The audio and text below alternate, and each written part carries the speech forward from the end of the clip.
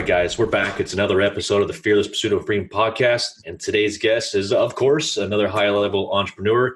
And he's out of the Dallas area with me. But you're in the north of Fort Worth area, in the Richland Hills area, right? Yeah. We're based out of Richland Hills, but our home base is over in Arlington. So central. Gotcha. Oh, right. Okay. Well, anyways, guys, welcome on Vance Wampler here. He's going to drop some knowledge on how he went from single family up to commercial. It's going to be a good one. Some good knowledge, good nuggets. Yeah, little nuggets. Awesome. I'm excited because that's what I'm trying to do. I'm in single family and I've been marketing pretty heavily to a multitude of different commercial strategies. And I'd love to see how you made that transition. Yeah, definitely. So, I'll kind of go a little bit into that. And, I guess a little bit about how I got into real estate, because when I got into real estate, I actually bought two houses at the same time because I figured, man, if I was going to get into this, maybe one would screw up and maybe one would do good and I'd cover the other and I'd just learn from it. But it ended up being pretty successful. So I kind of got into real estate by just jumping full force into it. And that's kind of the same approach that I took when I went to commercial. And honestly, this was kind of my concept or my idea. I said, end of last year, around November, I was wanting to get more into commercial. I was wanting to be that my primary source of niche, in the real estate industry. And so I said, I want to go into mobile homes, RV parks, or self-storage. I think those are probably across the board, the best income producing properties that you can get as far as an asset class, because they generally trade between 8 to 12% cap rates. And, when you're looking at commercial and you're thinking multifamily, and in that space is just extremely oversaturated. So that was my thought process going in. And one thing I'd like to share about how I look for my commercial deals right now is I try to actually go on MLS, which is, kind of against the grain as far as the traditional way of thinking of getting good deals. But the reason why was because I really thought that most commercial deals that are listed on the MLS are traditionally by a residential agent, and primarily because maybe their brokerage doesn't have CoStar or they're not experienced in commercial. A lot of those guys can't figure out P&Ls or know how to properly list a commercial asset or value it. And so a lot of those properties are on there for 100, 180, 200, or maybe even 300 days on market. So it's a good place to find, I think, motivated sellers because of that reason. Yep. And the uneducatedness by the agent kind of helps you in making a very lowball offer and getting it accepted. So my first offer was on a RV park that was in Weatherford, a little west from the DFW area. It was a 14 unit on 18 acres. And I'll go a little bit more into RV parks and how they're evaluating what kind of assets they are. It was 100% occupied. And so I knew, man, I could definitely expand on this. And it's already got the fulfillment to be able to expand out onto it. And, it was bringing in about $5,000 a month in cash flow. I got it in contract for $385. So I knew, just from a general perspective, I had a good at least price point going in, had some value add that I could push into there. And agent kind of screwed this up because when they put the P&L together, they had a list of all the expenses, and one of those was utilities. When I got the lease agreement, it said that those utilities were reimbursed. So basically, he screwed up and put about $9,000 a year on expenses when it was actually reimbursed. So think about that on a 10% cap rate, that's $90,000 of value that agent missed. And so that's how I kind of transitioned into that. I just went on the MLS, started making offers, and got that deal, and it was currently listed for, I think, $485. So we got about $100,000 off of that. And then the second deal I got was on MLS. We got about $250,000 off of that list price. So my first deals were from MLS, and I just said, like I did with anything else, just make the offer, make it lowball enough to where you think you got a good enough deal from at least a general perspective of what you know currently in real estate, and start figuring it out, man. That was the biggest key. I think if you offer a good enough offer price for a property and you've got fudge numbers to be able to screw up and be able to still be a good return, I think you're going to make a pretty good offer, a pretty good step into that commercial space. Wow. Okay. That brings up a ton of discussion topics, but Go to that place. Okay, so let's go back a smidge. How long were you in single family before you're like, I'm out of this game. I want to go into commercial? Let's see. I'm coming up on my 7th year in real estate. So about 6 years total. I'd say, almost all that's all been single family, or at least 1 to 4 family. I did do a 14 unit multifamily flip, which was kind of like the same way I treated a single family flip. It was a buy it, rehab it, start leasing it up, and then sell it. And that one was up in Sherman, which is just north of the Dallas-Fort Worth area. And that one was a pretty good, successful deal. First year I flipped a daycare. It was like a real weird one-off deal. Also dabbled a little bit in office and retail leasing as well. So I've always kind of done commercial throughout all my about 6 years in real estate. And when I was doing the single family stuff, 2015 and 16 were just massive years for me. I mean, we did probably about 50 to 60 projects a year. And man, that process, I mean, we had administrators, marketing managers, listing agents, asset managers, construction managers. I mean, it was just a huge operation. And for me, that was kind of stressful to go through all that. So I kind of wanted to back away from that a little bit. And I'd already built up about a 22 unit portfolio that I had sold at the end of 2016, beginning of 2017. And I wanted to get more into a passive stance and get into bigger assets, but also do it in a way that I think wasn't as slow as what single family was. The 22 units brought in good income, but it was a slow rate to get there. I think we had to do 15 transactions, took about 5 years to get there. We were making about $5 to $6 grand a month in cash flow. And so, it wasn't bad, but it took a lot of work to get there. And then all those fixing flips were just extremely stressful, a lot to manage. And I just felt like there was a better way of doing it. So that's when my mindset kind of changed about going into a different place, a different asset. And obviously, commercial was the first place to pick. Yeah. Okay. Perfect. So you got to 22 single family, and most people know that after 10, banks are like, you need to go somewhere else. So, and I started thinking about this when you were talking about these deals way outside of town.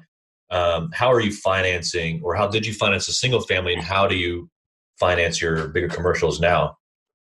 Yeah, so surprisingly, we're actually closing on our third park next week. Actually, this is going to be a sub 2 type deal. So we're actually taking over the original note and then bringing in some cash to cash him out of his equity portion. But 2 of my parks were actually purchased with basically owner financing. And then the other part we purchased, the first one was with the hard money loan. And I've been kind of grateful to have a couple, probably 2 or 3 partners that are my primary investment partners or financial partners. And they're the ones that basically funded all of my purchasing. So they are similar to a hard money type loan in the sense that it's basically hard money terms, but it's 100% of the purchase, 100% of the rehab, up to about 80% of the value. And we've been using them for about 5 or 6 years now. Yep. And that's my primary way of purchasing any of these commercial assets or single family assets.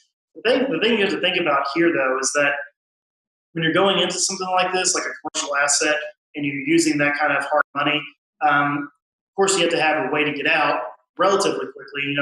We can get about a 2-year loan time on some of these commercial assets. So it does give you some time to refinance. Yeah. But you don't want to over leverage in that sense that your cash flow can't cover the debt service. And you really don't want to get in a point where you don't borrow enough to be able to fix these commercial assets, and then you're having to pull money from other places or get another bridge loan to help finish the deal out, and you're still paying out on that equity that you purchased or the equity that you brought out. So there's some things that you can get caught up in, and that's like what I did on my multifamily deal up in Sherman. That was a bit of a learning experience. I would advise that you really need to define and know what your numbers are for your rehabs when you guys are doing any kind of commercial deal, because you are dealing with bigger numbers and bigger assets. So when you screw up, you're maybe 10% off of the rehab, that could cost you $20,000, $30,000, $40,000, and it's all out of pocket. So there's different ways to finance and finagle the financial side of the commercial assets, but I kind of treated it the same way I've done single family, go in there with hard money, get it for a good enough price that it makes sense, borrow some more money to help with the rehab, and generally your debt service and your income are about the same point. But once you're done with that value add, you're way up here, and then you refinance it out. So that's generally been my approach with almost any buy and hold type asset. That's always worked well for me. But obviously, you can go with more of a syndication or financing purchase up front, and just go the traditional route, finance it with the bank, and go down that path essentially. Yep. Yeah, I had a mobile home park in Irving that I was getting super excited about, and she even called me because she wanted to do owner finances. Like, oh yeah, sweet, home run deal. First deal out the gate. Yeah, I'm going to get it. And then she was unclear of what she wanted, her terms in the beginning. So finally, I was like, this is what I'm looking for. You can get anywhere near here. That'd be great. She's like, oh, blah, blah, blah. Let me talk to my CPA. So we finally got back together like 2 weeks later, and she's like, oh, because I was expecting her to say that she wanted somewhere around like 1.1. She ended up wanting 1.5 at 7.5% with a 15-year amortization. And I'm like, holy crap. I mean, I'll be paying money instead of making money on this deal by the time it came around based off the cash flow. But what kind of interest rates were these owner finance ones that you were getting? One in Grand Prairie, that was our second purchase. That one was a straight owner finance deal. It was actually pretty good. We bought it for $425. We only had to put about $70,000 down, which was around like 15%. Yep. And then we got a let me think about that. It's a 3-year balloon. It's 6% interest, but I think it's amortized in like 25 years. So our note payment's pretty low. I mean, and the reason why was because this guy was asking like $675,000 or something crazy, and he really didn't have, his management was totally off. I mean, people were paying on all different dates of the month. They were some guys. So an RV park is like $350 a month. Some guys were $14,000 in arrears. living there, living there for like 3 or 4 years. It was crazy. I mean, even longer than that. And it's funny because when we were touring the park with our contractors, some guys came up to our contractors and said, "Hey, will the new guys start making us pay rent, or can we still live here?" It was like, dude, you're gonna have to start paying rent. I mean, you're not gonna live here for free. So, it's freaking nuts.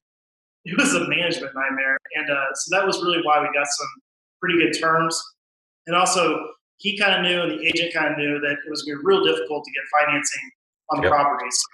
So, we could have probably brought in a hard money guy or done something like that. But when the sellers kind of understand that owner financing is probably the route we're going to go, and sometimes you can get, obviously you can explain all the benefits of owner financing, then sometimes that ends up working better for them, and it ends up working better for you, and makes it a win-win situation, which is pretty similar to what we did on this next park that we're purchasing. The guy's got he has a 2.5% commercial interest loan on a 20-year organization, some bank out in Florida. So we're basically assuming that loan, and he was trying to, same thing in commercial, just like I talked about. He was trying to expand and double the size of his park, ran out of money. Well, that money happened to be his best friend from high school who lives in Seattle, and it's creating a lot of tension between them, hurting their friendship. And so he was like, man, if I could just solve that problem, y'all can do whatever you want to over here. So, we're bringing about $110,000 to him, cashing him out, taking over the mortgage sub 2 essentially. And we're actually going to leave the seller in the deal. We're going to give him about 5% equity and leave him in that property. And once we cash out or sell it, we're going to cash him out of this 5%. So it's a win-win. That's awesome. I mean, any kind of time you're doing, I think, a sub 2 or that, you got to create that win-win. But you got to look for what's the motivator for that person? What's the motivator for the owner? Because if you can focus on that, not necessarily price or terms, then that really helps make it a better deal for you. Better way to structure it as well. Oh yeah, that's super creative. I never thought about, man, so you did a subject to owner finance, paying out the one equity partner while leaving the original owner with an equity position. I mean, you thought of all the different angles there. Yeah. That's awesome. it was pretty creative. I mean, I had to get my attorney to help me kind of draw up like the operating agreement and the LLC, because essentially what we did is we created a new LLC where we're bringing in me, another partner, our equity guy, and then bringing in the original owner. They'll all be a part of that LLC. Yeah. We're basically transferring ownership, assuming all the underlying liens, but then cashing out his friend. And that's the key ingredient to all of this, was satisfying that debt, making it happy for him, and moving forward, finishing out the park, and then getting it up leased, and then refinancing it later. So I'm gonna try this bank out in Florida, man. I mean, God, 2.5% commercial loan is unheard of. So that's I gotta crazy. find that. Yeah, it's pretty cool.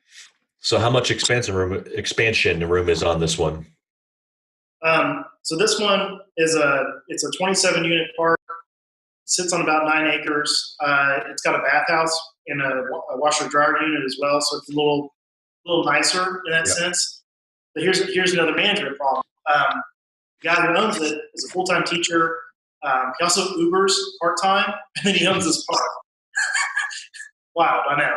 And so not really real estate savvy, but we can basically take this park, and he was leasing it for about $275 a month per unit, which should really be about $350, $375. So with the original tenants, we can go ahead and start raising rents. But he had built out about another 28 units in the back with grading, the plumbing, the water lines, and basically ran out of money at that point. So he's done a lot of the legwork with TCEQ and with the county this years back, though. So we've kind of got to pick up where he left off and start back up with things. But it's really going to be, we're going to spend about $100,000 probably finishing that out, doing some work to the bathhouse, rebranding it, changing the marquee.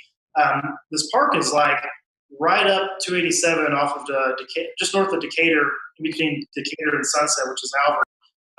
And it's right on the highway. So, I mean, literally we've got frontage road right on 287, which is going to help a ton, I think, with marketing, making it a beautiful park, making it nice. It's all treed and wooded, and it's got a little creek running through the back. So it's got a lot of, a lot of cool stuff to it, and I think it's going to be a nice attraction. But that's going to be our biggest park so far. And what's crazy too, I mean, I started in this in December of last year. Now it's December of this year. When we close on this park, and once we finish that out, we'll be up to about 132 units, which is crazy. I mean, I never would have thought of owning 100 plus units in about a year's time frame. So going back to what I originally talked about, I mean, telling you, commercial's the way to go in the way to scale with a limited amount of transactions. Oh, yeah, the economy of scale is exponential. Just crazy. Yeah, especially if you're getting because I'm doing a lot of direct mail right now. I keep getting a lot of leads where most of them are in the $1 to $3 million range. And I haven't gotten many too small ones, but you're able to pull off these ones that are under 500,000, you have more opportunity for private money or partners and then and grow these parks. Yeah, I think that's a good point to bring up, because I think, of course, I think we're all a little intimidated to hit that $1 million mark and up. It's kind of like, Jesus, that's a big number, it's a bigger asset, all that kind of stuff. Yep. And sometimes, if you're not personally able to do those kinds of properties, then you have to think about bringing in financial partners or equity partners to help with those deals together. And if you haven't done that, that can be a little scary. So that's why I've got some really great partners that have done, the 10, 15, 20, $25 million projects that are the same kind of strategy and positions that they do, but just on a smaller scale, that I'm going to use to help kind of transition myself into that point. Mm-hmm. But the reason why I liked the RV park business and, also mobile home self-storage is because the smaller parks and the smaller facilities you can find plenty of them that are under $1 million range. And the good thing about that is a lot of those are mom and pop owned, where you can get owner financing. You can find a lot of park owners or managers that are just, terrible at running the asset and just running these places to the ground. So there's a lot of value add in there. And then if you're real estate savvy, then you can take that and expand on that even farther. So, I would actually recommend brand new people getting into this asset. You may think about doing the $1 million and less price point, because it's a little more palatable for you. If you're used to doing $300,000 and less flips, it's not that much more to go to a $500,000 range. And in most of the time, if you're buying it right, you can get hard money on these things, just like you would a single family house. Do your improvements, do your value adds, refinance it, it'd be basically no money out of pocket on most of those deals. So that's kind of my advice for new people getting into that, because it's a little more, it's easier to understand too. From my perspective, I've done the smaller deals, so I kind of applied the same rules and strategies to that, and ended up working out pretty well. Yep. I'm seeing a common thread here, and it might be just by pure accident, but you like the leased lots versus owned units. Is that correct? Or do you even care? So we did try, and we do currently still have out in Granbury, two RVs, actual RVs we bought and put out there. Yep. And now I am playing around with the idea of actually buying either new RVs, or I'm going into more of a glamping type style where, oh my gosh, that's like a whole other industry. It's amazing and awesome. Yep. But here's some advice I can give you. We bought like $4,000 RVs, like these little, they weren't junk, but they weren't the best in the world. Right. We put them out there.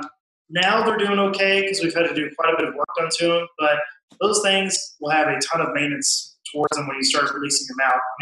It brings your rent rate from like a 350 range to like a 650 range. So obviously you're going to get, banging returns from when you bought it, from what you're renting it for, especially on a yearly return.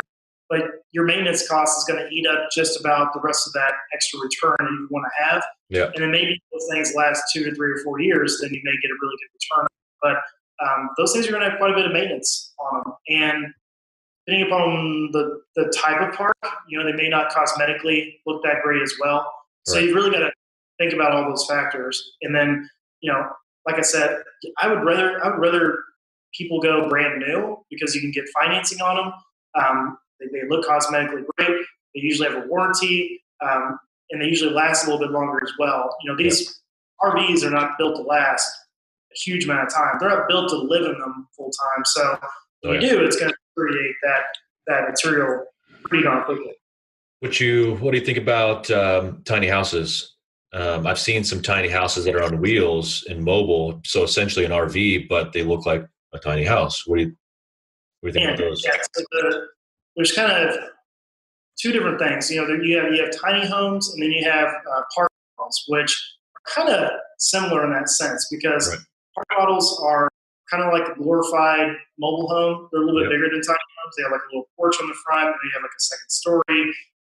They're similar in that sense, but they are also RVs. So they've got they're on trailers and on wheels, and they got little skirtings that come over the top. And they roll just like your RV would. So you roll them up, you plug them in, and you're good to go. Yep. And I do the same thing with tiny homes. I've seen the tiny home RVs where they stick them on a trailer and they got wheels, and same thing, you just plug them right in.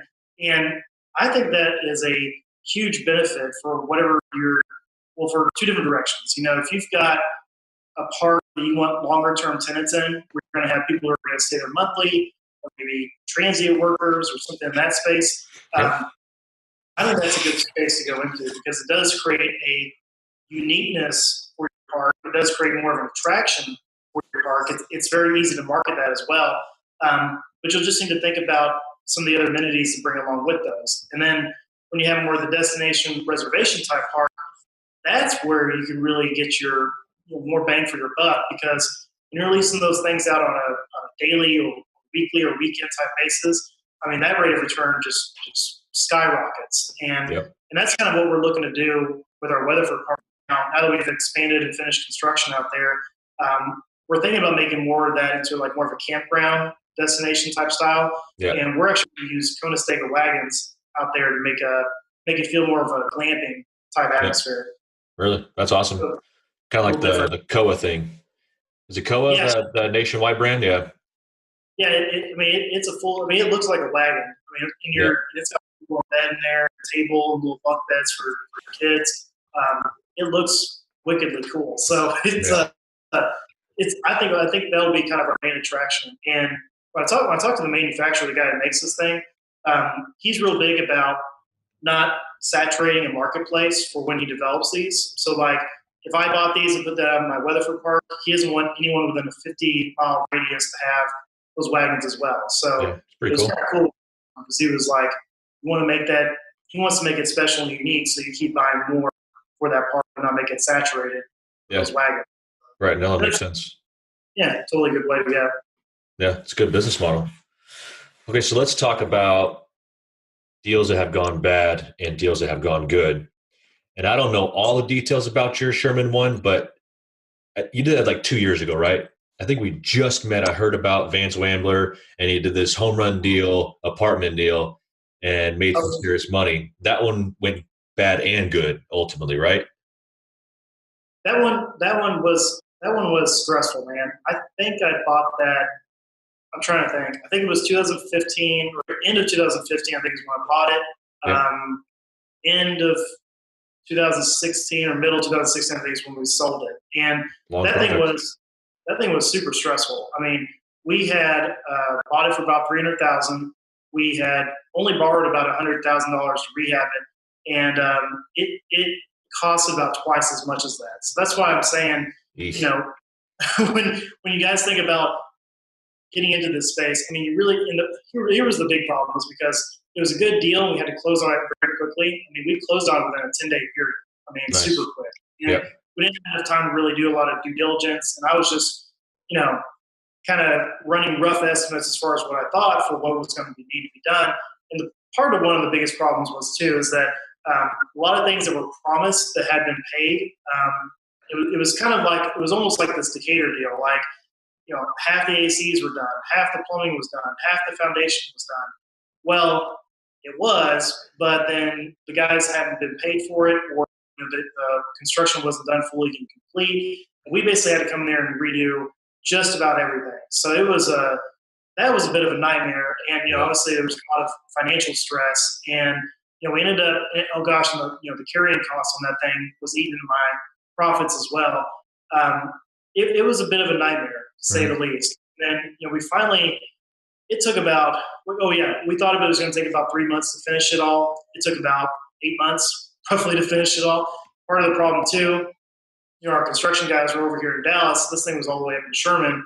It's about an hour drive just to get all the way up there. Yep. And it was really tough to find good plumbers, good electricians, good HVAC guys that were local that would want to take on a project like that. So there was a big learning curve, in taking on a massive project like that. Even though it was only 14 units, it was still quite a project. And for me to get up there was like an hour and a half drive. I'd stay up there for 2 to 3 hours, eat lunch, hour and a half, maybe 2 hour drive back. And it was a full day I'd have to spend up there visiting. So there was a lot of learning curves, in doing that project. Certain things I learned about, whether you should hire your own crew to do stuff, which I actually still do recommend. I still recommend you do your own crew. It's just really tough whenever you go into smaller cities like that to find the right local trades to really help you do those kinds of projects. Yep. We also learned that, gosh darn, you got to really plan ahead or you really got to systematize and structure how you rehab these things to really make it a smooth process. We were kind of going in there just doing one thing at a time, trying to do one unit to kind of finish them out. And you kind of need to seamlessly do them all at the same time. One trade, come in there, bam, knock them out, bam, knock them out, and start doing finishes. And so a lot of issues there. But we finally did start leasing it up within that 8-month period. And then surprisingly, the good thing about all this was I sold that thing within 3 to 4 days through one email. And I just sent it on an email blast. Guy caught it. One of the agents on our emails had a buyer for it. They ended up paying us like $725 for the deal. We had about 550, probably close to 600K when you count the selling costs on the back end. Yep. Ended about 150,000 roughly on it. So it ended up still being a good deal. Oh yeah. But man, the stress of all that, the experience of all that crap was just a big old headache. But this is what kind of sparked me a lot more to go into commercial was, holy shit, that was easy to sell one of these things. I mean, we I sold that on one email, within 3 days, and it was a pretty smooth closing as well. It wasn't a whole lot of hiccups or headaches. So Yeah. it kind of made me think about, gosh, what am I doing in the business that I want to change, and how do I want to change it? Because when I'm selling a lot of product to retail buyers with all the emotions, there's a lot more headache there sometimes in dealing with that. And us being investors, it's really easy to deal with investor-minded people. I mean, like if you're wholesaling, when you're wholesaling, it's very simple, very easy, because a buyer understands it's a business decision. And when you're doing the same thing on a bigger scale in commercial, same rules apply. They're more understanding, it's more business driven, and it's much easier to sell. So that's why, actually, I mean, I'll have to take account of that. That deal actually helped me kind of propel me more interest in commercial and doing that solely instead of a single family. That's awesome. Yeah, because I mean, essentially, I mean, I guess in the bigger ones, there's probably inspections, but for the most part, when you're wholesaling deals to an investor, they don't really. I mean, a 5-minute walk through the house is all I need before I sign a contract on the house. You can get an idea in 5 to 10 minutes whether you want to buy it. Whereas a retail buyer, they're like, let me go look at it for the third time. Let's get the inspection there. Let's get the appraisal. Let's get this and this. And that's why I stopped being a realtor. It's like, man, I hated that stuff with a passion, because I can walk a house, like I just said, in 10 minutes, like, okay, I want it. But man, it's unbearable. And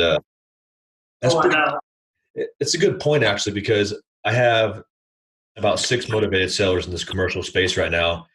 And I keep thinking, well, man, all these doubts keep coming to my mind about, am I going to be able to find a buyer? Am I going to be able to find a partner, money, all these things? But you made a really good point. It was super easy to sell because it's a no-brainer for an investor. Just look at the numbers, look at the purchase, boom, no-brainer.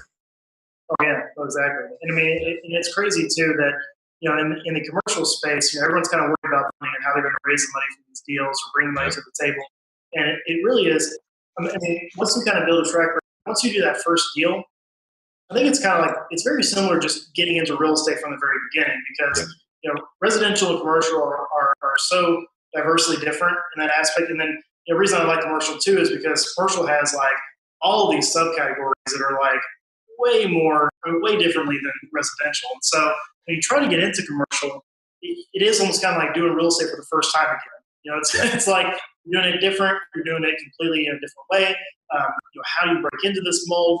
And you really have to be confident in the fact that if you are an investor and you do have a good backing, a good base of either buyers, investors, people who want to lend money to you, it'll come. And sometimes the hard part about that, good example, my Weatherford deal, the first time I did that, it took a lot of convincing for me to get my financial partners on board with me. I mean, I almost damn near had to beg them to guys, just trust me. The numbers look good.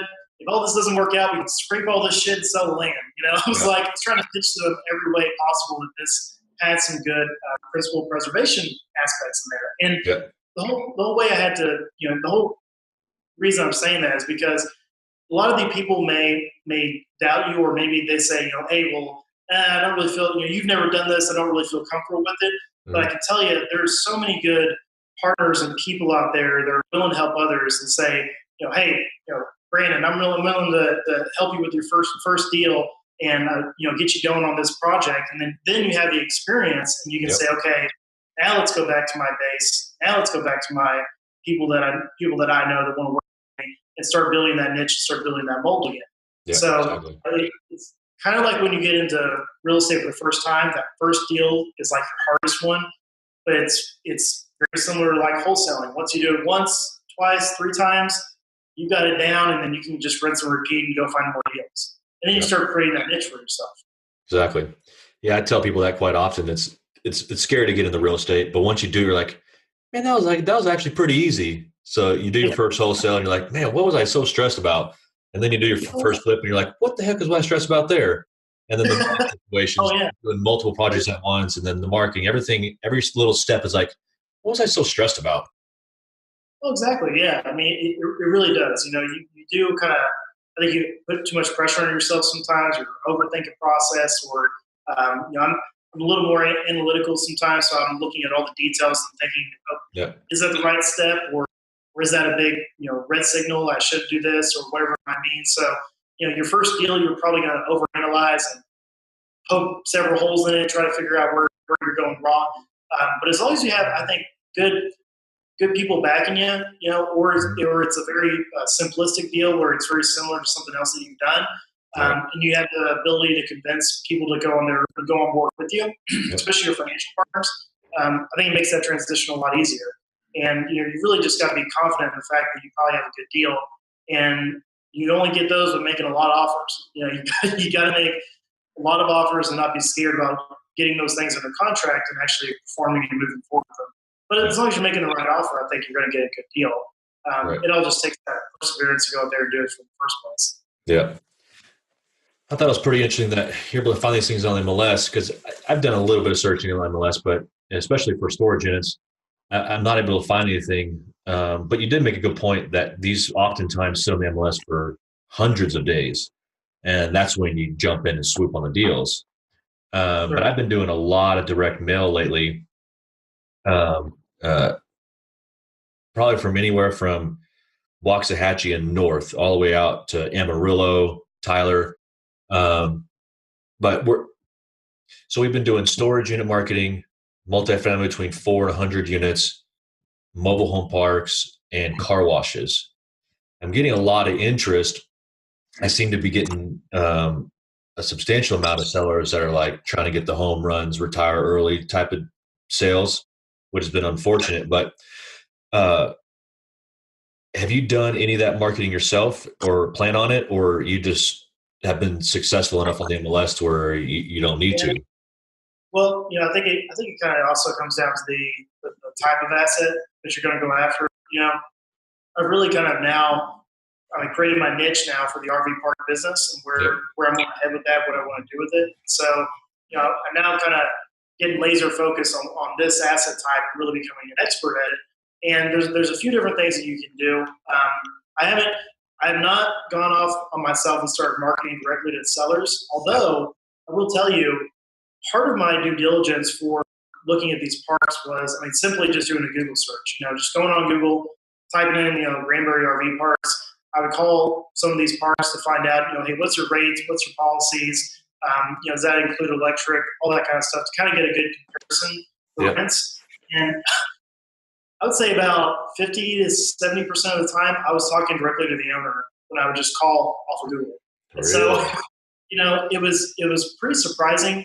A lot of these like KOAs or Jellystones or these big parks of the world or franchises, you're probably not going to get that same kind of return or people that are going to answer the phone. But whenever I was calling these parks, a lot of times I was talking directly to the owner, and it's because a lot of these park owners are pretty mom and pop shops. So I guess in the RV park world, it's just super easy to contact these people. And a lot of these park owners too, since they're kind of mom and pop, they're very open. They're honestly very easy to work with. A lot of them want to help you and not look at you as competition. And especially like at our Granbury Park, we've worked with a couple of the park owners near us to be able to send them referrals, because we're trying to kind of clean the park up a little bit. And part of that is not allowing RVs that are a certain age and older. So we're trying to keep it around the 2005 and older. We're not going to allow in the parks. Well, those guys came to us. We just refer them over to the guys down the street. And so in return for that, those guys kind of helped us with learning some of the eviction laws and just property laws and things about Granbury. You really don't have to sometimes market direct to sellers, in a certain asset class. Sometimes like this asset class, pick up the phone and just call the owner. They're directly there. Sometimes that's not the case. So my big thing, my whole business is really ran off of referrals. And that's how I've really gotten a lot of my single family houses. That's how I've gotten a lot of my previous deals in the past. And also really utilizing the agency brokerage network. Gosh, there's a ton of residential agents out there that don't do commercial, and those guys will refer you a ton of business. My agents, my brokerage refer me a ton of business. Just doing things like these. The podcast or the Pelios of the world. Being on that helps, drive a lot of interest to it. To find a deal and bring it back to me. So I really have ran a lot of business from MLS, referrals, and then, cold calling the most will probably work the best. But never never done a whole lot of direct to seller marketing campaigns, so can't really help out too much on that. Well, hopefully I'll be able to bring some deals to you. I started out about 2 months ago I started out with only mobile home parks and storage units, but here in the past 3 weeks, I've really expanded that search to like several hundred miles out, and to all different types of commercial, store all the way up to multifamily to 100 units. There's a couple cities that I've gone up to 150 units, but I'm directing my marketing exclusively to mom and pops, non-entity owned properties. And so then we'll go and skip trace them. So I'll do a first round of mailers, and then I'll go in and start cold calling them 2 weeks later. And it's been working out pretty well. Again, I just haven't gotten super motivated sellers yet, but actually once we get off here, I'll run some of these by you, because a couple of them have been pretty good, decent deals. Like I've got a mobile home park, or not mobile, storage complex out in Amarillo. It's 9 acres. They've only developed 4 acres of it. And I forget the numbers now. I had to pull my documentation, but I mean, there's another 5 acres to develop there, and upwards of almost like 160,000 square feet of storage. And yeah, 3 of my storage complexes have all come from Amarillo. So either I'm seeing that Amarillo is a hot spot for storage, or it's not a hot spot and they want to sell out. But so I haven't determined that yet, but that's true. See where the reports have came from. Yeah, if it's been going down or been going up historically, you never know. And I mean, just to kind of touch on that a little bit, the catch-22 sometimes with these mom and pop shops is, the mom and pop shops usually easier to negotiate. They're not savvy, all that kind of stuff. And then sometimes this is like their only income, or their only, or something like that. So sometimes it's real hard to get a motivated one to really just sell you directly to you. Unless you offer them the right price, maybe a little unrealistic, but maybe you do offer them on financing, or you get at a point where where you can see a lot of value add you can play into those kinds of, like, additional land or management, whatever that might be. So it's kind of a catch-22 there. But I tell you, here's the other point. You don't have to do as many deals. You can get 1 to 2 really good deals, and that'll make your whole year. You know, so it takes a little bit longer, but then also it pays off a lot better, because you really don't have to try to work so hard on getting like 3 to 4 or 5 deals every single month, in the single family. Yeah. So just a different style. Yeah. That's been one of my internal mental battles lately is, we're in December now. So I've been doing this about 20 months. So just still under 2 years. And when I got into it, I was like, oh man, I'm making great money. And then every couple of months, I'm like, where the hell did my money go? Some of this huge like roller coaster of, great, got a bunch of money. Oh, I got no money. Got a bunch of money, got no money. And then I was telling you about that Denton deal where got 30,000 locked up in a house. I'm like, dude, like a deal or 2 could like really rock your world in the single family. And which is really why I started pushing into these big commercial, because essentially one deal could screw you over, but you're not tied to, like you said, having to get 2 to 4 properties a month. You could do 2 to 4 a year and you're good. Right, exactly. And I think, a lot of people talk about, you don't need to do single family, just jump into commercial, right? Or multi. And, it really depends. I mean, obviously, if you've got a great W-2 job or you've got a great business already, then you could probably jump to commercial multifamily, totally skip over. But if you have, if you're coming from nothing and you're trying to get something, it's probably pretty good for a single family, so that you do have some cash built up, some cash reserves, and then you can make that jump into multifamily. And a lot of it too is because if you only get 1 deal or 2 deals that year, it takes 6 months to get you there. You've got to have 6 months for your own personal bills to get you to that point. So there's some setup to do before you just jump right into commercial. You've got to be able to get your own personal finances in place. You've got to have a little bit of cash set aside before you really make that big jump and jump into it, because you can crater and fall pretty easily if you just make one mistake on that first deal and you don't have any kind of backup reserve to help you guys through it. So you really do have to think about that before making that jump. Well, especially when it comes to learning the rehab side of it. If you can rehab a house, you can rehab a storage facility or a mobile home park, essentially aside from the codes and permitting and stuff. But you really Yeah, learn the ins and outs of rehabbing real estate from what happens first. You dry it in, this steps, and then you really learn how to build relationships with contractors, because that if you can't figure out your first deal and you get beat up over contractors your first one, you might get discouraged, and you'd rather get discouraged on $100,000 deal than a $500,000 deal, and it'll really get your feet wet on whether or not you even want to move forward with real estate at all. exactly. Yeah, you may figure out, hey, this is for you or not for you. But at Right. least you're doing a smaller project, not a huge project. Yeah. And that's it. It's Yeah, just a yeah, 'cause big learning opportunity.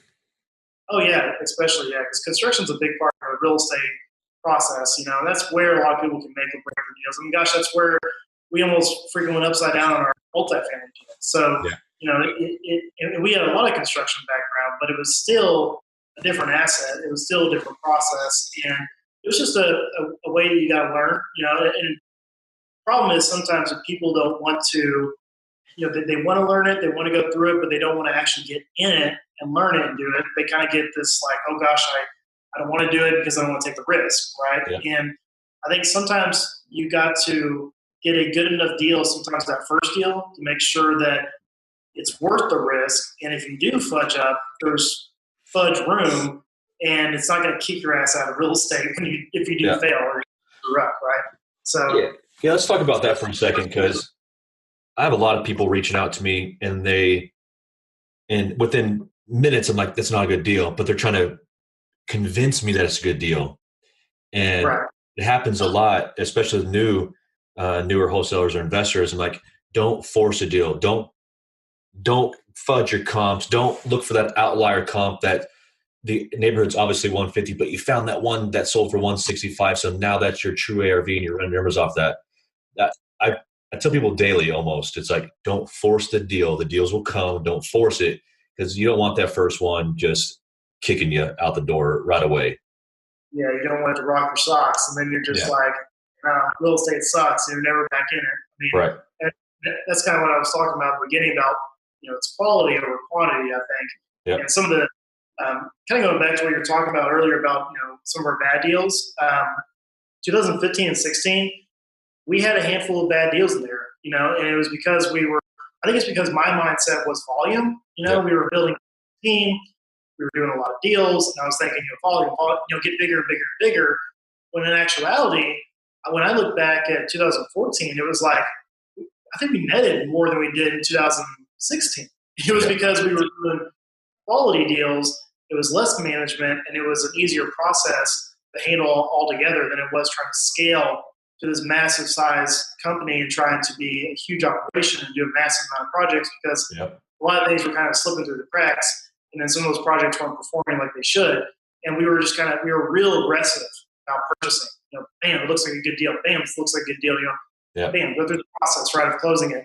And that kind of taught me a little bit too about really identifying a lot of different variables that you don't look at first, and then thinking about going into these projects, the long-term side of it, and really making sure we pick quality properties over quantity. Yep. And that's true too when it comes to commercial. I mean, you really do have to pick ones that you truly see a lot of value add. What's your short-term play? What's your long-term play? Where are some things that could go wrong? What are the partners going to look like going into this? Who are those partners? Who are you going to work with in the future?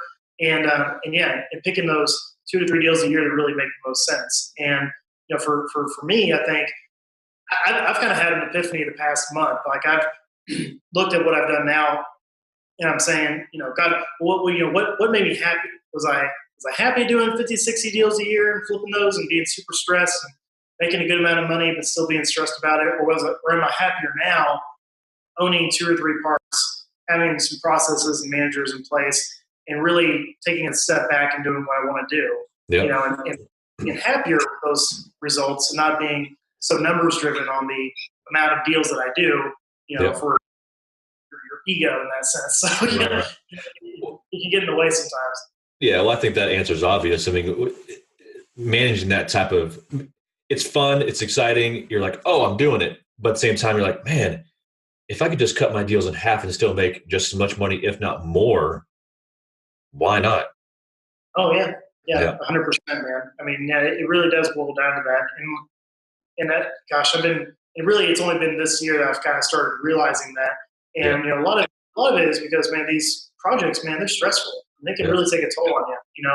I mean, you like to do extracurricular activities. I do too. I mean, we all. I mean, that's kind of what we're all in the goal here for, is to kind of use real estate as a tool to back away from all that. So, when you really do boil it down, I think you got to look at, what makes you happy. What's the biggest stress reliever for you? And how can you use real estate as a tool to create that kind of success for you and define that as happiness and not as a numbers for your business. So yeah, that's a good point to kind of focus in on, and especially going into next year.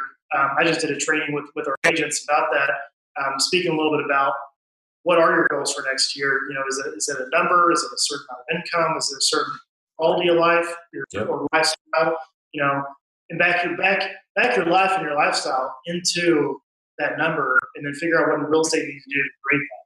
Yeah. And that's just, I think that's the beauty of commercial. Like, you can create that quicker and easier in that space. Yep. Now it's perfect. You were telling me that you're taking the rest of the year off. So yeah. Hey, but I'm still here. It's December. I'm still working. The December we had our event on the first Monday of December.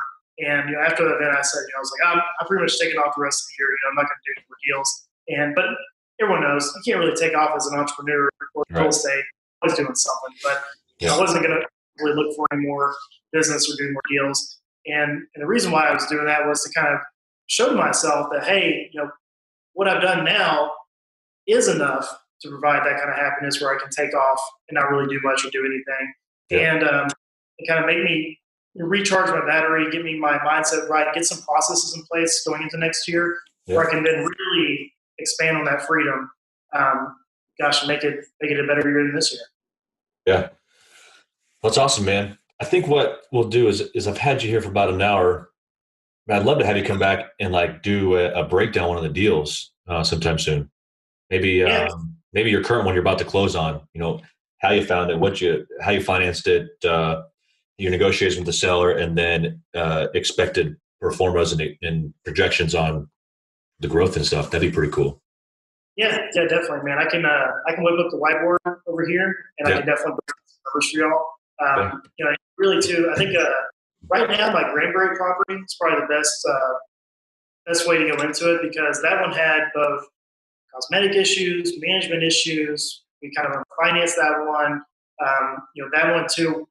When we bought that thing, the gross income was about $6,000. Mm-hmm. In December, we brought in $13,500, and then going into the first quarter of next year, we're looking to be about $15,000, $16,000. So that's awesome. About some crazy cash flow increase. I mean, it was an amazing project and process kind of go through that, and it's and it's totally different than like the multifamily deal that I did or some of the other projects that I've seen in commercials. So I love to talk about it, how I go through it, and some of my thought process and things we put into place to help with that, especially in that asset class. Yeah, because it's other projects. And essentially you're running. It's a little bit of a business model because you got to get management in place, and then you got to worry about your online marketing. You got to worry about your curb appeal, your street marketing, all these different avenues. And those are things I think about when I'm looking at these storage units too. Is what kind of Google presence do they have? Do they have any? Is it self-managed or mobily managed? Is it technology-based with cameras and a gate entry, or is it somebody living on site? So these are all things that I'm learning now, and I think a lot of other people would like to learn, especially with the mobile home parks too. A good thing to probably break down or talk about would be kind of all the different bullet points to go through when you're evaluating probably any commercial asset from that stance, because it is, obviously we're all here for the numbers. We all want to make good pricing points and value adds and that kind of stuff. But then you also have to take into effect tangible things like the street views and the cosmetic looks and the marquees and the advertising and how it looks, and then the intangible like the Google reviews, which is a big deal for our parts, and their online presence and things like that. So there's a lot of variables when it comes to commercial because it is more of a business instead of a single family asset. So that'd be good, man. Love to talk about all that stuff. Yeah, that'd be awesome. Yeah, we'll have to. I'll probably end up doing like I'll come to your office or something. We'll do an on-site one rather than one of these Zoom calls, but it'd be pretty sweet. I'd love to break it down and not only for my selfish needs, I want to learn about it too, but it'd be pretty cool to show everybody else. Yeah, you're kidding, right? Yeah. All these, it's great, man. I love doing all these like podcasts and interviews and stuff like that because it's good to learn everyone else's perspective. And then, I mean, sometimes y'all point out something I didn't even think about. So it's always good to learn from each other and try to grow from it. Yeah, perfect. Actually, let's talk about, we talked about all the pros of real estate so far and just a couple cons, but I wanted to mention a bad wholesale that I've got right now because everybody looks at wholesale like it's super easy and you can make $20,000 in your first deal. And it's like, yeah, it is super easy and you could make $20,000, but just about everyone's the total polar opposite from the previous deal. And so, I've told a couple people and we're closing tomorrow finally, but I got a probate lead about 4 months ago. We contracted it. We were good to go. The executor of the state said, oh yeah, I've got everything done. We got the title. Nope. We need the death certificate here. We need the affidavit here, this and that. And it was postponed, and she just wouldn't get it. And then foreclosure day came up and I was like, well, we don't have anything done. I guess it's going to foreclosure. And that's what we assumed. We assumed it went to foreclosure. There was a reverse mortgage. It was a total fiasco. And then 2 months went by. And so last week she messaged me, hey, you still interested in this property? I'll even give it to you cheaper. I'm like, what? How are you even going to give it to me cheaper? Because it's reverse mortgage. It's like, all right, I'll pull title back up and we'll start going back through it and we'll, reorder our payoff amount.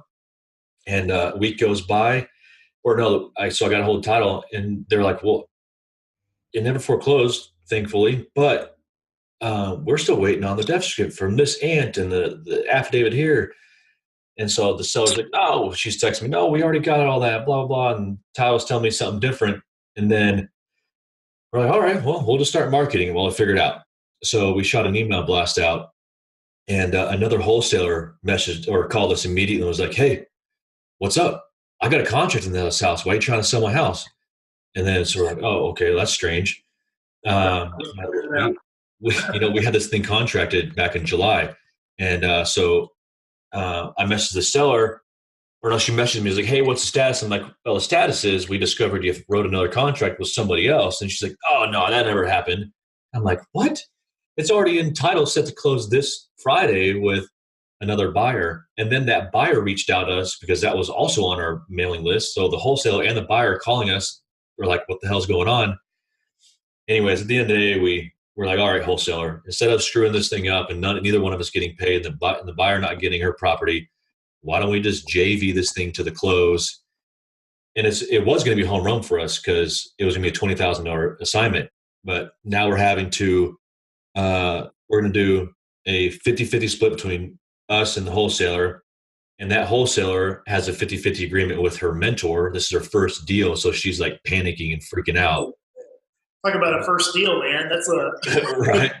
And then this is one that we contracted while I was out of state. So Corey Moody is who answers my phone when I'm gone. So now we're going to 50-50 it there. So it went from a $20,000 deal to we might make $3,500 now with the payoff and everything. And we're like, man.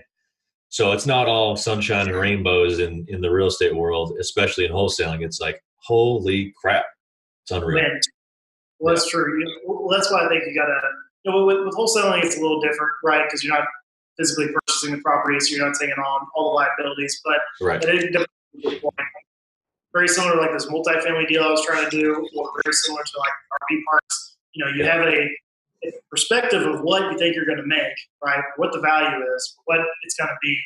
And that's why you need to think so conservatively because it always ends up being less. Yep. And you've got forsaken, heaven knows what is going to happen between there and the deal actually getting to where you want it to be. So, and it can always go down from there. Things can always come up, and deals can always fall apart too.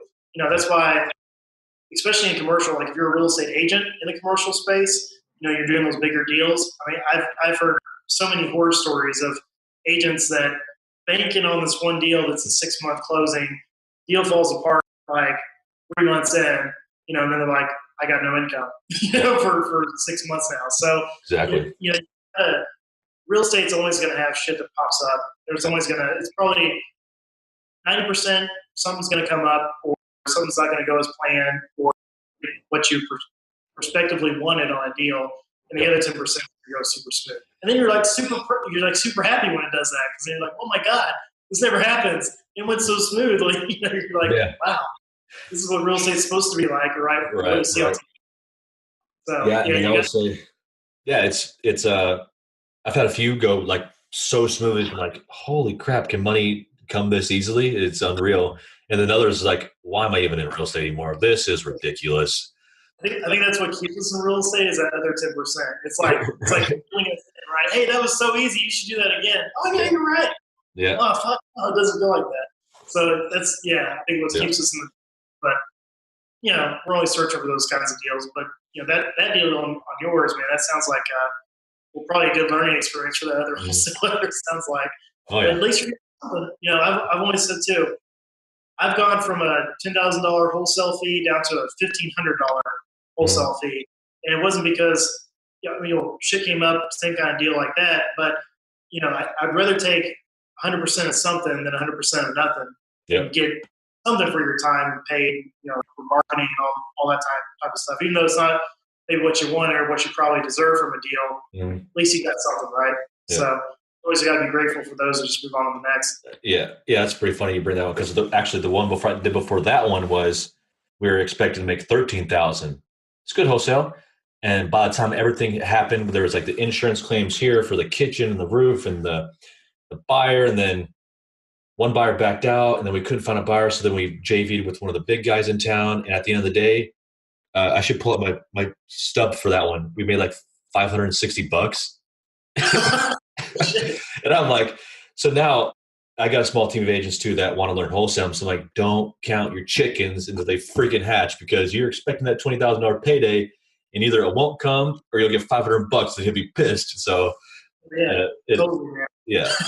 real estate's like the Murphy's Law. I mean, if it's going to happen, it's going to happen.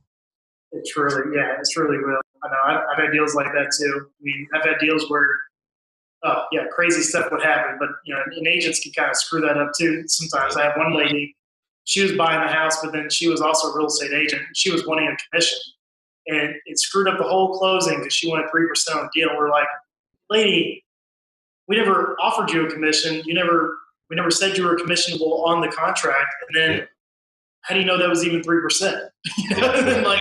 And that screwed up the whole closing, and we had to push that thing back again. Then some other stuff came up, but it was always people are always betting or trying to take advantage sometimes and make a deal work, and it can go easily. Yeah, I guess there's a lot of variables. Shit pops up easily. People are involved. Yeah, I think the moral of this interview is don't force a deal, and don't, pull your emotions out of the deal, because I see that often. And don't count your chickens. So. Oh yeah, certainly so. And and reach out to help whenever you guys are looking for this kind of stuff. I mean, it's a good point that you're bringing up with all these other deals, and like what I talked about too. Don't always try to do everything on your own. Try to reach out, get help from other people that are experienced in the industry, or maybe have bigger pools than you do to be able to get deals done, put stuff together. And of course, if you're looking to break that mold from residential to commercial, don't be afraid to reach out to people. Don't be afraid to work with others, even if you're willing to take half of the deal, or willing to go from 100 to 50% of the deal. So what? So be it. You're getting to learn something and getting to earn in the same process. So never be afraid to cut your percentages just to be able to make a deal work. Exactly. Put something together, and then you're learning through the whole process. So it's a big thing to take away. Yeah. Don't be. That was my problem at the beginning. Was I was too fearful to ask for, because I learned what I know primarily online and going to some events and stuff. But then I was too afraid to ask people. Like I knew, like one of the first people I knew in real estate was Austin Good, but I knew he was a badass, but I was too scared to ask him. And and now I somewhat consistently ask. Even to this day, I'll have Corey or my buddy Yale or somebody comp the deal before I contract it. Almost every single house, just Nice. to make sure. Yeah. Yeah. Oh yeah. And that's true too. I mean, I think we all kind of maybe sometimes put some of our other colleagues or people on big pedestals, because they're doing big deals and they're not, we're not worth the time for them to work with something on. And, Right. I think we have to break that mold and just reach out to these people and ask for help. And, and a lot of people, it's very surprising. A lot of people in real estate are willing to help other investors do a deal, get started, because we're all in this together in the fact that, hey, you bring me an RV park, I'll more than likely partner with you because I want more deal flow in this space. Yep. And I don't care about competition because, yeah, you may be creating another investor for the market, but in turn, they're going to be successful from doing that. And hopefully they're going to bring you another deal or refer you another person that's going to bring you another deal. So, it's kind of karma, it all comes back to you. But it's surprising. Yeah, there's a lot of people that are doing really big things are always willing to help others. So Right. That's the gracious good thing about real estate investing. Yeah. Then we got to weed out all the other naysayers and con artists and all that other crap. I mean, I've dealt every year. I've dealt with con artists. I swear to God, it's been ridiculous. I don't know where these people come from. Yeah, it's unfortunate. You'll run into the shady investors, the no money, private money guys that are trying to get the upfront fees, and contractors and know-it-all realtors that don't know anything. I mean, you'll run into it all. It's everything, but you just gotta CYA. Yeah, that's true, man. It's crazy. I think it's good to have it's good to have communities like this because a lot of times if you see someone consistently on there or you see people talking about somebody, they're real. It's whenever you have like people that come out of the blue and come into your business and try to work with you and try to do something, you got to do your underwriting on that person. It's crazy, man. I mean, when I work with new people, I take a picture of their license plate. I try to get a picture of the driver's license because I'll do full-blown background checks on them, make sure I'm dealing with the right kind of person before we jump into business with them and doing a partnership. It's crazy. It's sad that we have to do that, but I don't know someone or get references from someone. I don't reach out to Brandon and say, hey, do you know this guy, or has he been around your circle, or y'all have mutual friends? Do you work with him? You work with the guy, and then he's trying to work with you, man. Yeah, you got to do the right. I think take the right steps to underwrite that actual person. Make sure you're not getting screwed over. Exactly. Because that's not all going to protect you and your investors. Yep. That'd be true. Yeah, but at the end of the day, real estate's awesome, and we love it. That's right. That's why we're still here. That's why we're doing this, right? Yeah, that's why we're still smiling. At the end of the day, doesn't matter how bad the deal is, it's all just fun and games. I know, right? We're just playing with numbers. That's pretty much it. Yeah. Well, all right, man. I appreciate it. We'll have to set up a time to run out to your office and do a breakdown of some deals. Maybe I'll break down a small single family flip, and we'll do some commercial flips or asset holds. But let's break one down. It'd be pretty cool. Definitely, man. Certainly. Well, not in December. Remember, I'm off. Oh, right. Okay, January. That's cool. Cool. Yeah, so January. Yes, we'll definitely do that. Okay. Yeah, man. That works. If anybody wants to reach out to you, what would be the best way for that?